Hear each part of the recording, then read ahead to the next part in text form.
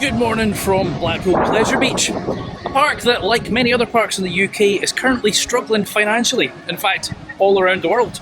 Here's a question for you. Does its future lie in its past? So if you don't know, the park reported a loss of 1.7 million last year, which sounds like a lot, but just to put that in context, Merlin reported a loss of close to £500 million. Now obviously they're much bigger, but that means, like every park, they are struggling. And they've tried a few things. They're working on new ticketing options. So there's now a Nickelodeon only ticket, there's a non-rider ticket, they reduced the price in the evening. They're doing a lot of things. I still think there's something else they could try. The park has also closed a number of smaller attractions this year, and the future of them is unknown. They've said they're closed for 2025, and some are wondering if they'll come back. They've sold the Thompson's Carousel already. There's rumours that Red Force is up for sale, but I guess we will soon find out. They weren't the most popular rides though, so personally I'm not going to miss them. So another thing that the park has been doing lately that some people think is a way for them to bring in some money is behind the scenes experiences. This is becoming quite common across various parks, and this park does it very, very well. They've got a massive selection of them. I've done some at £30, seen behind multiple rides. I've done Walk the Big One XL, which is £150, and I've just done Beyond Valhalla, that was £250. And some people think that is just the park trying to grab some money. If you watch that video, that's certainly not their intention.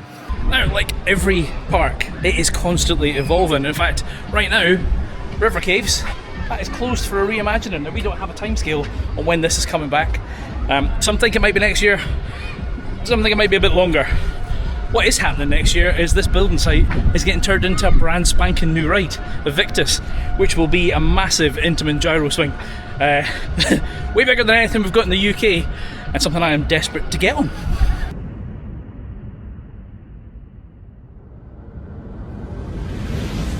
Right, in 2019 they closed this ride, Valhalla, to reimagine it, and they ended up spending an absolute fortune. £4 million in fact, to reimagine this. Now, some people think that was money well spent, others think it wasn't. In fact, I've just done a behind the scenes tours, so make sure you check that video out for some more information about that. But yeah, that cost them a fortune that I don't think they intended to spend. Another attraction that has recently had a reimagining and a bunch of money spent on it is Launchpad, formerly known as Ice Blast. 5, 4, 3, 2, 1, ignition. Last year the park removed Grand Prix, which has been here since the 60s. And currently it is a nice garden area. Now, we will obviously see something here in a few years' time, but I suspect it's going to be a while till we see that. I think there's another way the park could bring some money in. Let's discuss. Now, in the 80s, 90s, and indeed the 2000s, quite a few of the attractions were actually sponsored, including this guy, Valhalla. This was sponsored by the Daily Star. We're big fans of theme parks. My wife and I, we've been all over the world, so I can honestly say that of all the places we've been, all the parks we've been to, Blackpool is the most fun, and Blackpool Pleasure Beach has the most rides, it's the best place to visit, and it's just about to become even better. We are looking forward to getting tremendously wet. We're also looking forward to getting rid of these bloody stupid hats. The flying machines were sponsored by Ryanair. Launchpad used to be sponsored by PlayStation and then Tango Ice Blast.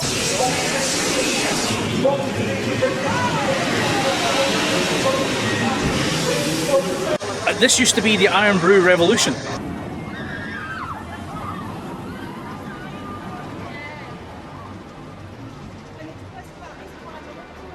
And probably the best known one was that this used to be the Pepsi Max Big One, which many people still call it, but it hasn't been sponsored for quite some time.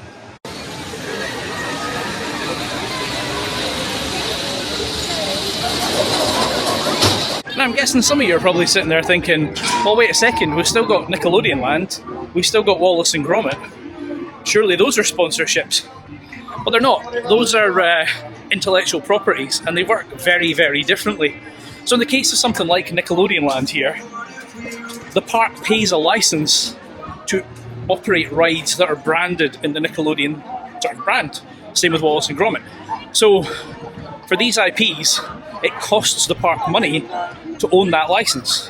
Whereas with a sponsorship, the brand is paying the park money to advertise on their ride. So kind of the opposite of each other. So why are we not seeing brand sponsorships on rides these days? You do still get them. If you look over in Disney, they've just redone Test Track, which is sponsored by GM. But there's a few reasons. It could be a change in management. Maybe the management here don't want to have sponsored rides.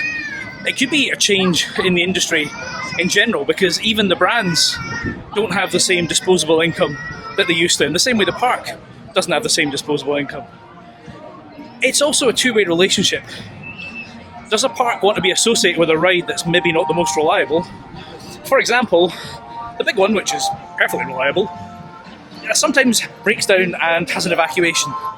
And the media, being the media, immediately jumps on, oh my god, the big one broke down.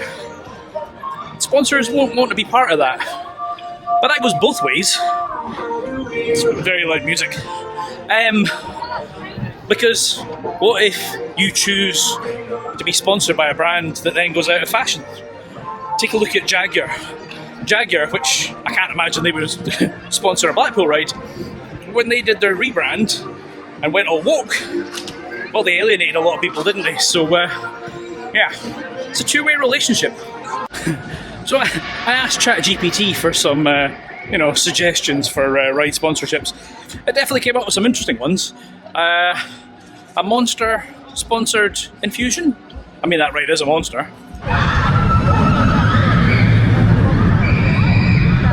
Red Bull Revolution. Budweiser Big One.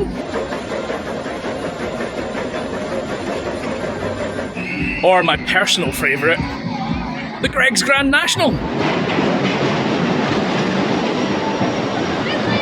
And here's the thing though, it doesn't just have to be rides that would be sponsored. In fact, probably a more realistic sponsorship would be events.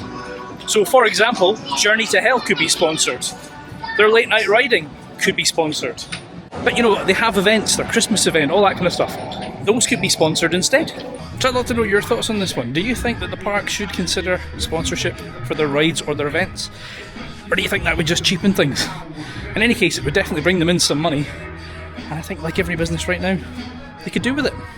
Anyway, I'd love to know your thoughts. If you've enjoyed this one, hit that like button. Always hit the subscribe button. I've been Chris, you've been watching Coaster Dad. I'll see you in the next one. Adios.